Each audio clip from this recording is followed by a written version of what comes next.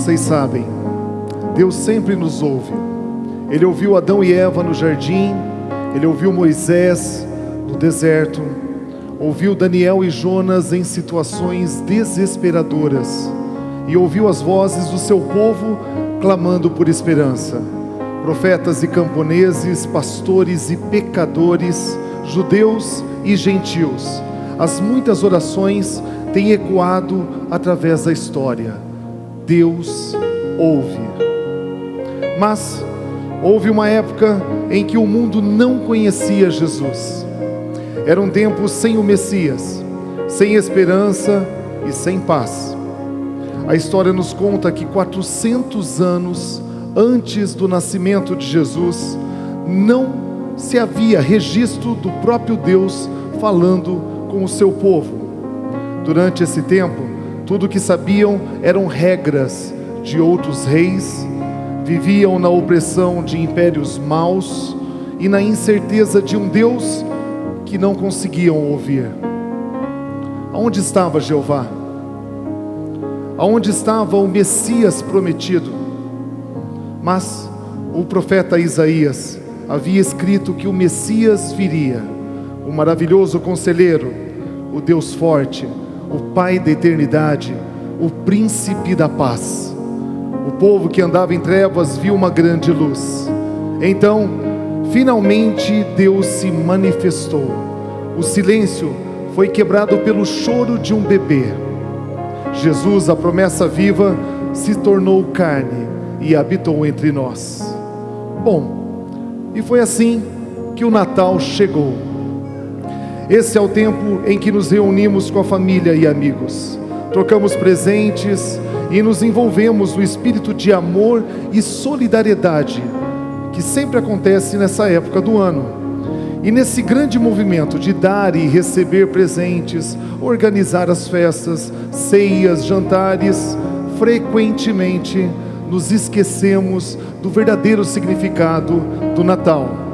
Agora, como podemos esquecer do último presente que Deus nos deu, o seu Filho Jesus Cristo? É por isso que hoje estamos aqui reunidos, para honrar o nascimento do Salvador do mundo. Naquela miraculosa noite, Ele escolheu nos entregar seu tesouro mais precioso, seu único Filho.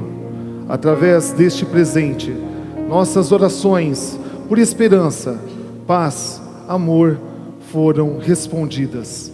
Saudai o grande Rei, Jesus nasceu.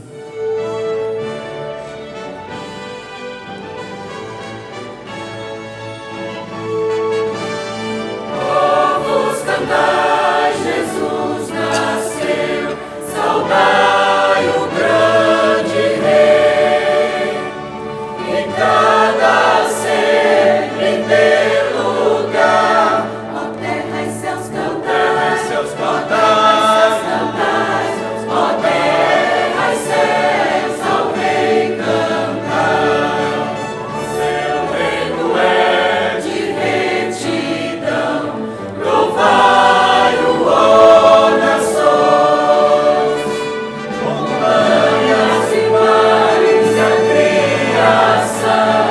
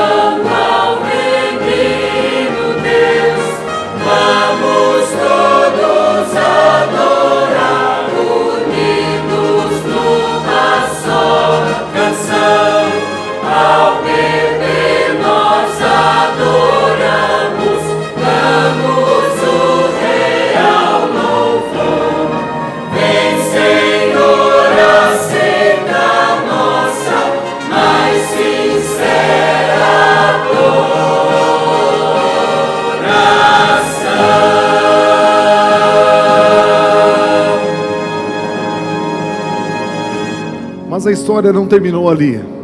Para entender o verdadeiro significado do Natal, você também precisa olhar adiante. 33 anos depois, este mesmo Filho de Deus estava com seus braços estendidos numa cruz. E podemos ouvir até hoje a sua voz ecoando: Pai, perdoa-lhes, eles não sabem o que fazem. As palavras de um homem perfeito numa cruz de criminosos, morrendo pelos pecados que eu e você cometemos. Foi por isso que ele veio a nós. Ao longo da saga humana, vários homens ofereceram voluntariamente a sua vida. Em tais casos, a vida era dada por alguém ou por algo amado e apreciado. Era o ato heróico de uma mãe devotada ao seu filho, ou quem sabe de um homem que acreditava em sua causa, ou até mesmo de um patriota que dava vida pelo seu país. Mas com Jesus foi diferente. Ele deu a sua vida por um mundo hostil, que o tratou cruelmente. Ele deu a vida por um mundo estranho, para o qual ele sempre fora um estranho. O apóstolo Paulo compreendeu este amor incomensurável de Cristo quando afirmou: dificilmente alguém morreria por um justo, pois poderá ser que pelo bom alguém se anime a morrer, mas Deus prova o seu amor para conosco pelo fato de ter Cristo morrido por nós, sendo nós ainda pecadores.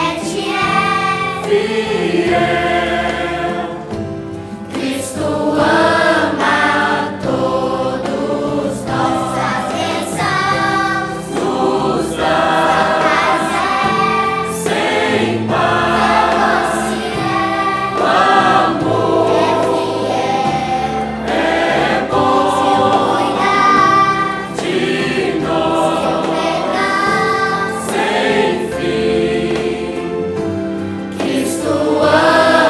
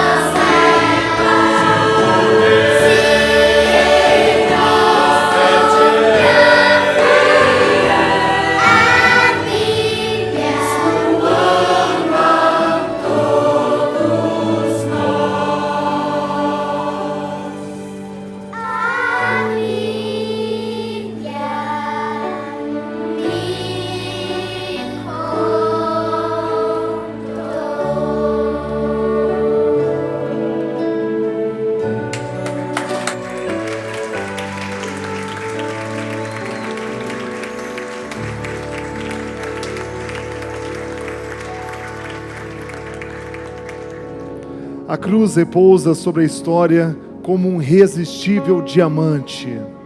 Sua tragédia atrai os sofredores e, fantasticamente, também atrai os éticos e traz esperança a todos que a buscam. Que pedaço de madeira glorioso!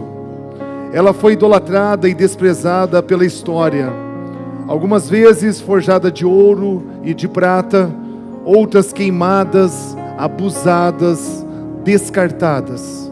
A história já fez de tudo com ela, menos ignorá-la. Essa é uma opção que a cruz não oferece. Ninguém consegue ignorá-la.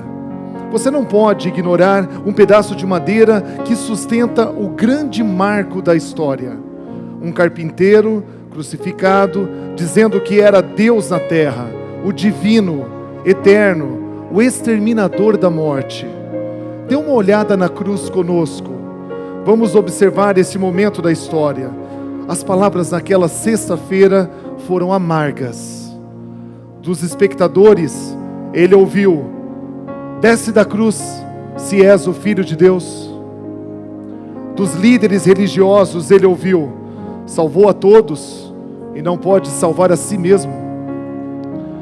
Dos soldados, ele também ouviu: se realmente é o Rei dos judeus, salva-te a ti mesmo. Palavras amargas, ácidas e cheias de odiosa irreverência. Já não bastava ter sido exposto e humilhado como um criminoso? Os pregos não foram suficientes? Será que a coroa de espinhos foi muito leve e os açoites foram poucos? Mas esperem, vejam, a pedra foi removida e seu corpo já não está mais no sepulcro. Cristo venceu a morte, ele ressuscitou. Que tremendo amor! Creiam, o verdadeiro Filho de Deus está vivo.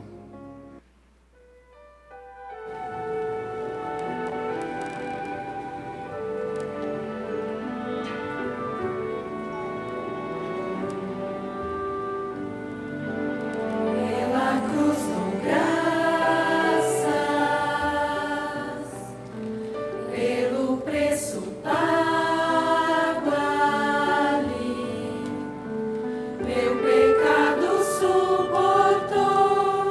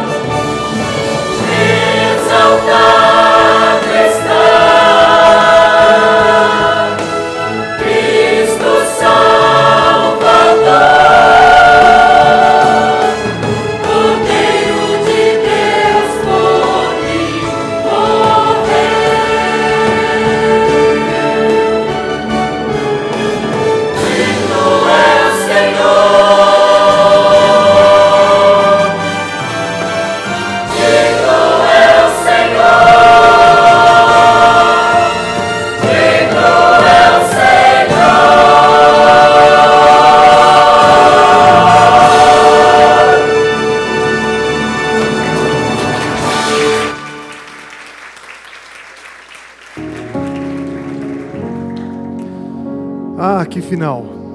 Ou melhor dizendo, que começo! Algo acontece quando uma pessoa testemunha um homem que venceu a morte. Alguma coisa alvoroça a alma de alguém que já ficou lado a lado com o ressuscitado. Um sentimento que é mais quente que o ouro derretido. Um sentimento mais forte que a paixão. Tudo começou com alguns homens boquiabertos e atônitos com o que viram e rapidamente espalharam a novidade. Embora a porta estivesse trancada, Jesus estava entre seus discípulos e dizia: assim como o Pai me enviou, eu vos envio. E ele os enviou. O grão de trigo caiu na terra e morreu, e produziu muito fruto. A igreja é o fruto mais precioso de Cristo na terra. Ela é o propósito fundamental de Deus na terra, a despenseira do verdadeiro alimento, a palavra de Deus. Cristo morreu pela sua igreja. Cristo ressuscitou pela sua igreja. Cristo voltará para a sua igreja. Ela é a família de Deus, o corpo de Cristo, a lavoura de Deus, a noiva do Cordeiro, a nação santa, o sacerdócio real, povo de propriedade exclusiva de Deus, chamado de todas as tribos, povos, línguas e nações, para proclamar a redenção de Cristo a um mundo perdido.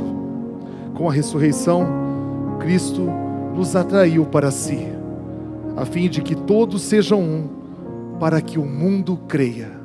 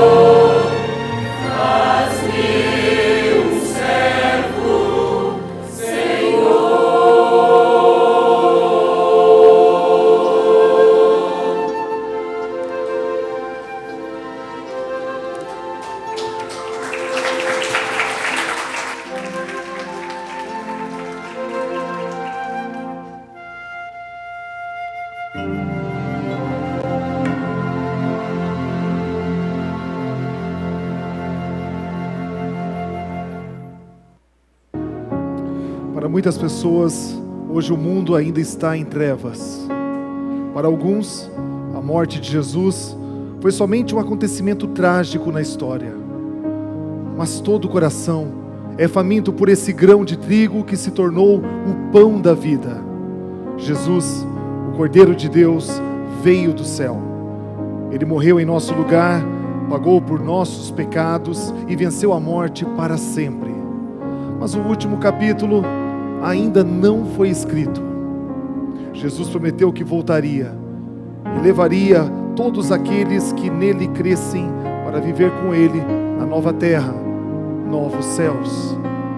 O noivo virá buscar a sua noiva, a sua igreja. Deus deu a João uma visão desse glorioso momento, que está escrito no livro de Apocalipse. Quem é digno de abrir o livro e desatar os selos? Ora, nem no céu, nem na terra, nem debaixo da terra, ninguém podia abrir o livro, nem mesmo olhar para ele.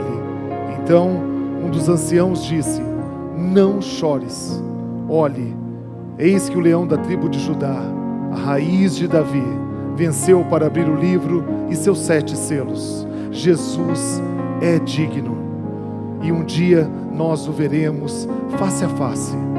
Nós o adoramos agora, mas daremos o nosso perfeito louvor quando encontrarmos o Cordeiro Santo de Deus, o Rei das Nações, o noivo, o Senhor da igreja, e nos curvaremos e o adoraremos para sempre.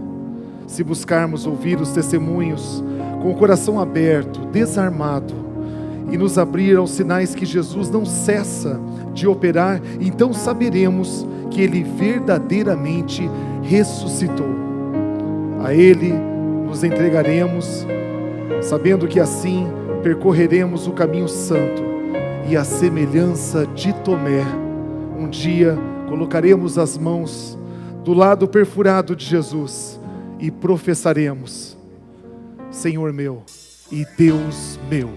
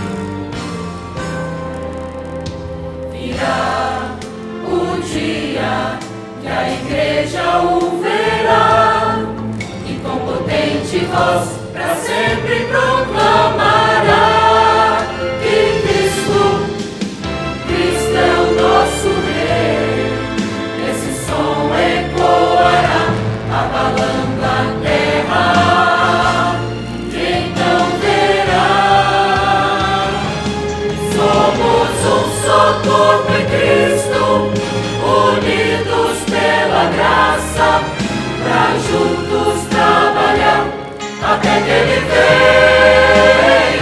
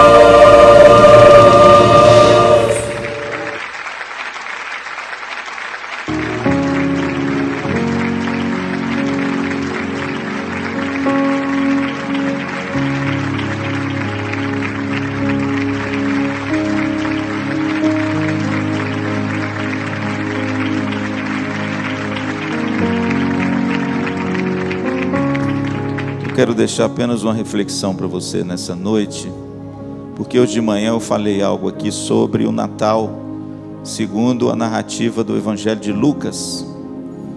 E eu hoje de manhã falei sobre qual é a mensagem que quando chega o Natal, a gente olha e a gente percebe nas Escrituras Sagradas.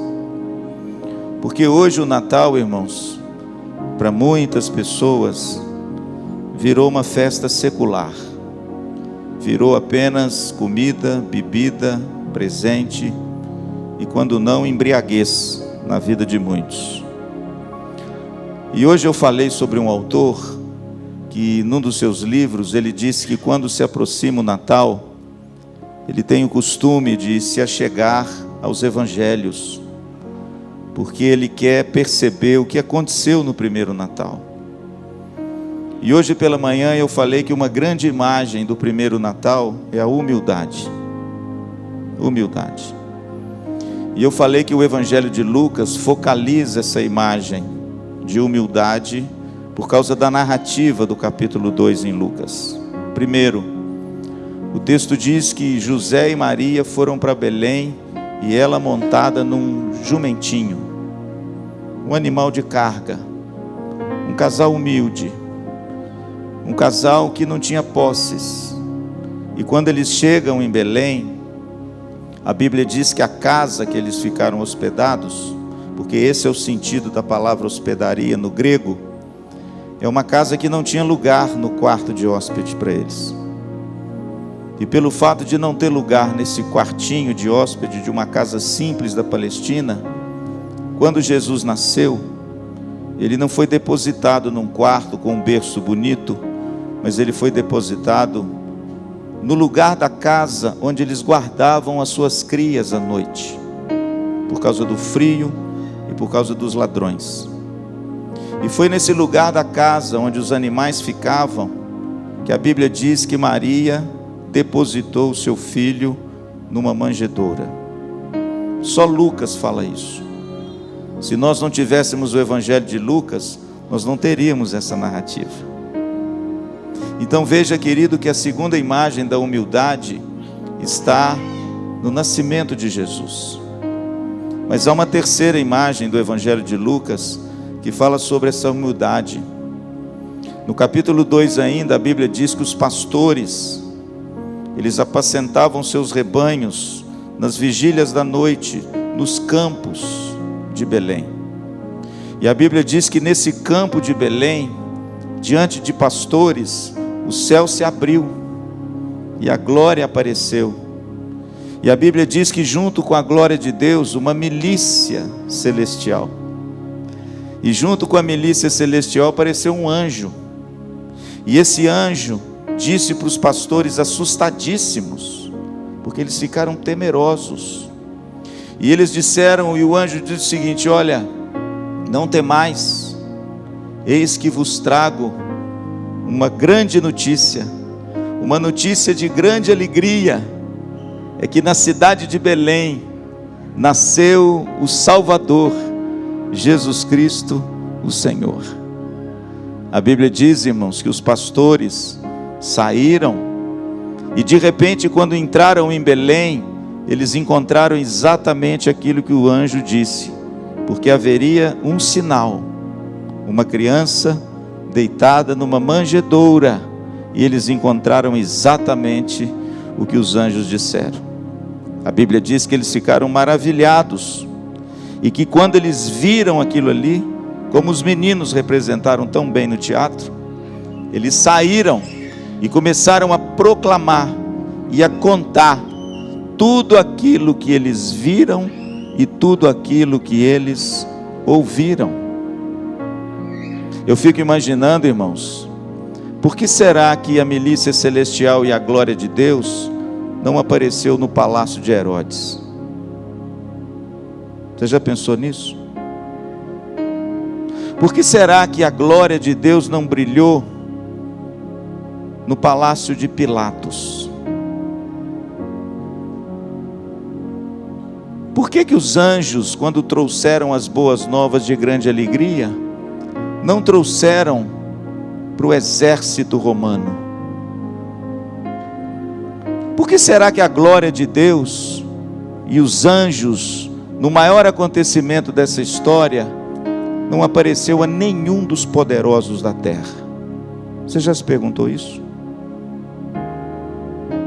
Por que será que a glória de Deus apareceu para os pastores? Se você conhecer um pouco a cultura do Oriente Médio e da Palestina na época de Jesus, e mesmo do Velho Testamento até na época de Jesus, você vai perceber que os pastores eram uma profissão desprezada, humilhada. Era uma profissão que ninguém queria, porque o pastor, primeiro, não poderia entrar no templo. Segundo, o pastor não poderia prestar culto a Deus no templo. O pastor não poderia orar. E nem oferecer, em quarto lugar, sacrifício. Por quê, pastor?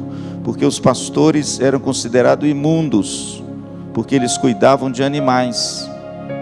E eles não podiam participar das festas como todos participavam. Em outras palavras, os pastores no tempo de Jesus e no tempo do Velho Testamento eram homens que ninguém dava importância. Eram homens desprezados, humilhados, esquecidos da sociedade. Deixa eu te dar um exemplo da Bíblia para você comprovar o que eu estou falando. Você se lembra quando Samuel esteve na casa de Jessé para ungir ali o rei de Israel? O que aconteceu lá? A Bíblia diz que Jessé tinha muitos filhos, todos em casa, talvez com ocupações diversas, e ele começa a desfilar os seus filhos diante do profeta, crendo que dentre aqueles seus filhos, Deus proveria um rei. Mas você conhece o texto, um a um, Deus falou para Samuel: não é este, não é este, não é este, não é este. Ao ponto do profeta chegar para o pai e dizer o seguinte: por acaso você não tem mais filho? Porque Deus não erra. Aí, irmãos, acontece um negócio que assim, os milhares de anos e a cultura tão distante, a gente não consegue perceber o porquê. Por que Jessé esqueceu de Davi? Por que Jessé não disse assim: espera aí que eu tenho um filho ainda? Porque no coração do homem daquele tempo, um pastor de ovelhas não era ninguém. Até no coração de um pai. É por isso que Jessé, entre aspas, esqueceu de Davi. Ele não esqueceu de Davi não, irmãos. Como é que um pai esquece de um filho? Ele nunca poderia imaginar que de um pastor de ovelhas, Deus proveria um rei. A imagem que a gente vê, irmãos, do primeiro Natal, não é a imagem da riqueza, da opulência, da soberba, do orgulho. É a imagem da humildade. A glória de Deus brilhar sobre os pastores é a chancela final de que a mensagem do Evangelho é para os humildes. É para aqueles, irmãos, que sabem que nada são. É para aqueles que não batem no peito e acham que são alguma coisa. A mensagem do Evangelho, querido, requer de nós um coração humilde e quebrantado. Portanto, meu amado, no meio das festas, no meio das farras, onde muitas pessoas vão se enveredar, quando eu olho para o Evangelho, eu vejo a humildade, a simplicidade, aquela coisa que Deus ama e que foi encarnado na própria pessoa de Jesus, quando Ele disse: aprendei de mim, que sou manso e humilde de coração. Portanto, querido, abandona a ira, deixa o furor, para de discutir, depõe as armas, Parem de se degladiarem dentro de casa. Para de querer impor sua vontade sobre a vontade dos outros. Pare de querer ganhar uma disputa. Parem de requerer direitos pessoais. Sejam humildes. Sejam dóceis. Sejam mansos. Porque essa é a mensagem do primeiro Natal. Amém? Mas eu vou para o Evangelho de Mateus. Mateus tem uma outra narrativa. O texto de Mateus é diametralmente diferente do texto de Lucas. O que eu aprendo do Evangelho de Mateus? Porque o de Lucas você já sabe. É a humildade. Mas o que a gente aprende do Evangelho de Mateus? O Evangelho de Mateus é diferente. O Evangelho de Mateus não tem nada de estrebaria, de manjedoura, de anjo. O Evangelho de Mateus não tem a narrativa bucólica, simples e humilde de Lucas. Pelo contrário, o Evangelho de Mateus tem a figura dos reis, tem a figura dos príncipes, tem a figura daqueles homens importantes que a maioria dos comentaristas dizem que vieram da Arábia, do sul da Palestina, homens importantes, homens cheios de riqueza, homens que perscrutavam os céus, homens que detinham o conhecimento do cosmo, dos planetas, das estrelas, homens que tinham uma sabedoria avançada quando eles olhavam para o céu e eles notaram a estrela. E o texto diz que instruídos pela estrela, porque eles viram a estrela no oriente, e eles então começam uma peregrinação até a estrela, empreendem uma viagem, ajuntam as suas caravanas, e junto com eles trazem o quê? Presentes.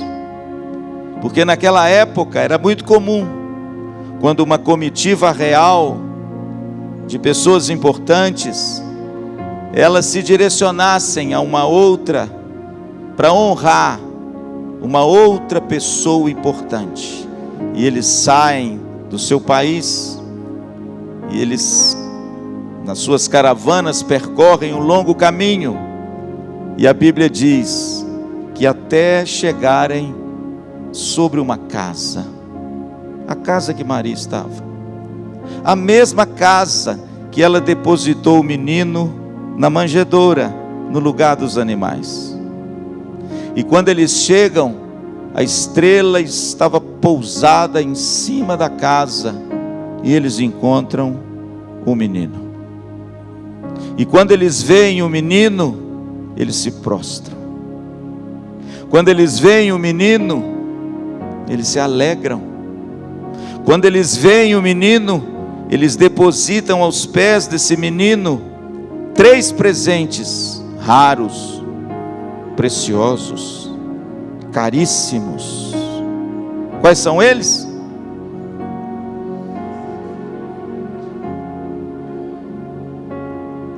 E a Bíblia diz que eles adoram esse menino, mas eles são advertidos por Deus a não retornarem pelo mesmo caminho, porque Herodes procura matar o menino. O que eu aprendo do primeiro Natal com o Evangelho de Mateus? Estou terminando. Com o Evangelho de Lucas eu aprendo a humildade. Com o Evangelho de Lucas eu aprendo que na minha casa não há lugar para soberba, para orgulho, para discussões, para brigas, para imposições. Com o Evangelho de Lucas, o primeiro Natal, eu aprendo que o Senhor e Salvador da minha vida é um servo humilde e manso, e que quando foi levado aos seus tosquiadores como ovelha muda, ele não abriu a boca. Com o Evangelho de Lucas, eu aprendo que eu preciso ser manso, eu preciso ser dócil, eu preciso ser um homem humilde, porque é isso que o Evangelho ensina a mim e a você. Mas pastor, com o Evangelho de Mateus eu aprendo o quê? Se no Evangelho de Lucas eu aprendo que Jesus é o servo humilde, no Evangelho de Mateus eu aprendo que Ele é o rei humilde. Porque ouro, incenso e mirra eram presentes da realeza. Aqueles homens perceberam que aquele menino, que nasceu em meio a tanta humildade, era o rei de toda a terra. E eles entregaram a ele os presentes, e eles se alegraram sobremaneira, e eles depositaram aos pés daquele menino o presente que se dava a um grande rei, quando um outro rei fosse honrá-lo. E aí, irmãos, me desculpem, é originalíssimo esse Evangelho de Mateus. Por quê? Porque naquele tempo os reis eram vaidosos, eram opulentos. Naquele tempo, irmãos, os reis eram ricos, os reis eram poderosos. Naquele tempo, irmãos, os reis detinham o poder da vida e da morte. Não é à toa que César era chamado de Senhor. O nome que os cristãos deram para Jesus, o Kyrios, o Senhor, era um nome que era dado a César, porque ele era o Senhor. Naquele tempo, os reis detinham o poder da vida ou da morte. Lembra lá do César? Vive para cima, morre para baixo. Veja o séquito de Herodes: opulência, grandeza, riqueza. Isso era típico dos reis. Agora, irmãos, veja o contraste poderoso, esplendoroso, único, singular, original, que o Evangelho de Mateus veio inaugurar. Jesus é o rei. Ele é o rei. Ele foi alvo dos presentes reais. Mas a natureza desse rei é diferente. Ele não é opulento. Ele não se arvora nas riquezas e no poder. Ele é o rei humilde.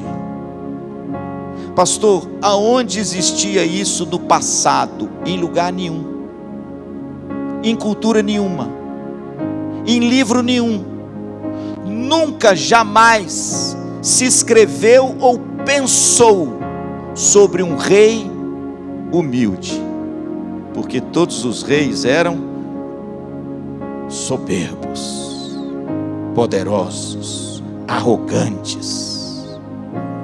Mas esse rei, querido, ele tem uma natureza diferente, e os seus súditos também precisam ter. Pastor, qual é a mensagem do Natal? E eu me lembrei, sabe de quê? Eu me lembrei, meu presbítero, daquele musical que a gente fez aqui há alguns anos atrás. Lembra? Do trono bonito. Como é que se chamava aquele musical? Quem se lembra? O Rei Humilde. Irmãos, essa é a mensagem do Evangelho. Esse é o significado do Natal. Em Jesus, Ele fez você assentar nos lugares celestiais. Em Jesus, nós somos elevados a filhos de Deus. Em Jesus, todas as bênçãos celestiais em Cristo são herança para cada um de nós. Em Jesus, nós reinaremos com Ele para todo sempre. Em Jesus, nós nos tornamos filhos queridos e amados e reconciliados com esse Deus que nos amou tanto, que colocou o seu Filho no madeiro, no meu e no seu lugar. Agora preste atenção numa coisa: Jesus te elevou a uma condição de filho, não é para você pisar nos outros, não é para você se achar melhor do que os outros, não é para você debater com os outros, não é para você apontar erros nos outros. Tem muita gente, irmãos, que só sabe apontar erro na igreja, mas não consegue olhar para dentro de si. O reinado de Cristo nos colocou numa condição acima de tudo que existe nesse mundo, para que a humildade desse rei seja vista através da sua vida. Somos servos humildes, o servo da casa, porque servimos a um rei humilde. Essa, irmãos, é a mensagem, e é essa mensagem que o nosso coral esse ano quis passar para vocês. Um musical simples, poucas canções, mas que demonstrasse, acima de tudo, beleza e humildade. Perguntaram certa feita a Agostinho, e eu termino com isso, o grande bispo do século V, o grande mentor do pensamento intelectual do mundo contemporâneo, Agostinho: quais são as 3 maiores virtudes de um cristão? No seu livro de Confissões, ele responde: quais são? As 3 maiores virtudes de um cristão são humildade, humildade e humildade.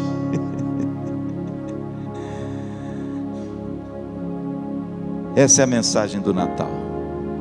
Amém? Vamos ficar em pé e orar.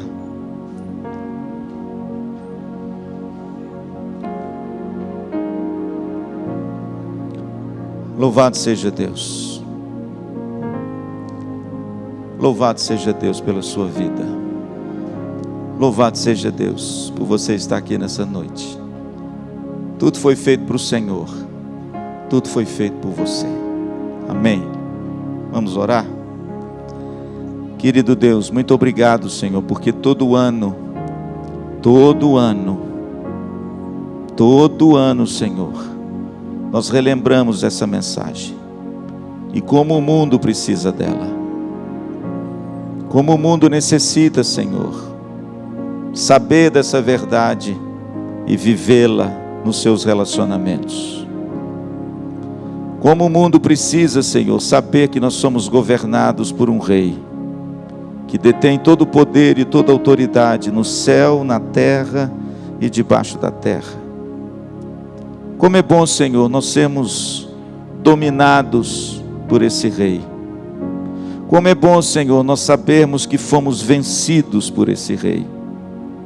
Como bom, Senhor, é saber que esse rei governa não com mão de ferro, não com a opulência e a soberba e o orgulho humano, mas ele governa com os laços de amor. Obrigado, Senhor, porque o Senhor nos atraiu para Ti mesmo, através do amor. E é assim que o Teu governo nunca mais terá fim. Que nesse Natal, Senhor, haja paz nos lares aqui representados. Que nesse Natal, Senhor, as iras, as discórdias, as gritarias, sejam, ó Deus, expulsos da nossa casa, pelo Rei humilde, pelo Príncipe da paz. Que nesse Natal, Senhor, possamos olhar para dentro de nós mesmos para nos identificarmos como súditos desse rei, em humildade, em mansidão, com o espírito sempre alegre e, acima de tudo, as mãos estendidas de um servo. Ajuda a tua igreja, Senhor, a não se ensoberbecer.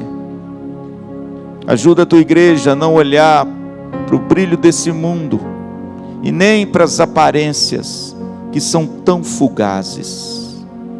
Ajuda a tua igreja, Senhor, a fazer como aqueles reis fizeram: olhar para o céu, ver a estrela de Belém, o rei humilde, e se prostrar diante dele. Muito obrigado, Senhor, por essa noite. Muito obrigado por esse dia que o Senhor nos preservou e presenteou, para que nós adorássemos o Senhor dessa forma. E agora, meus amados irmãos, vão em paz.